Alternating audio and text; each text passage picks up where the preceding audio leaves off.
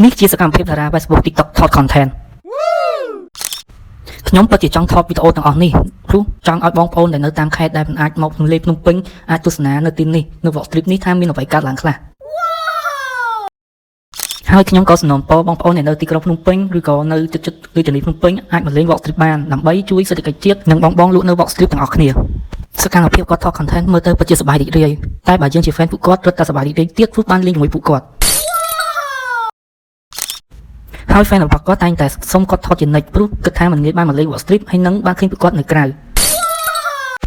នេះត្រូវថតបងប្អូនឃើញសម្រាប់បងប្អូនដែលមិនអាចមកលេង Vlog Strip បានតែសម្រាប់ខ្ញុំនៅតែនិយាយដែរខ្ញុំនៅតែមិនចូលចិត្តតាមដានល្បីព្រោះគាត់មិនដូចតែយើងទៀតហើយអញអើយតែបានផ្ទះបាញ់អត់ត្រូវមែន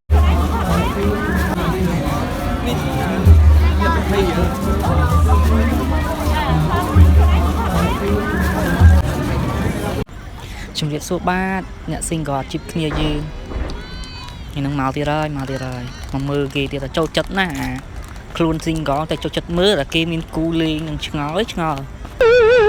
មើលហ្នឹងសិតតែស្អាតស្អាតនេះហ្នឹងចម្លែកមក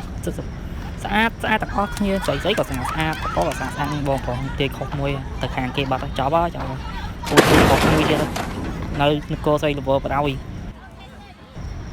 គួយទៅបងអើយមិនតវ៉ាទេយើងគេខុសហើយមានអីក្រៅនៅមួយគេមួយឯងហ្នឹងទៅចុះសម្រងទៅបងយើងផុសតែឯងទេគេស្រីមកភ្លុះបង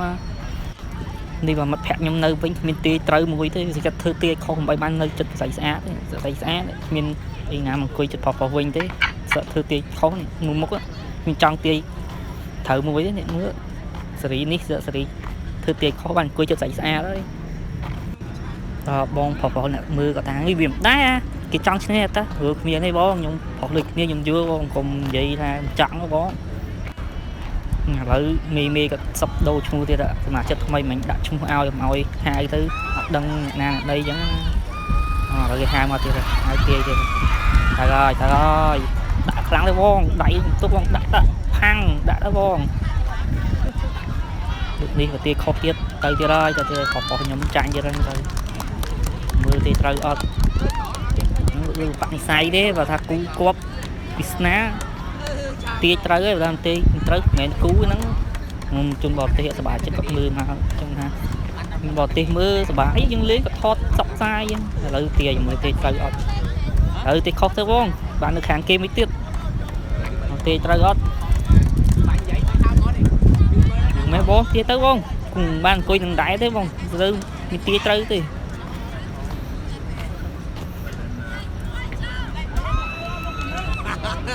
ហ្នឹងបងទូមុខហ្នឹងទៅ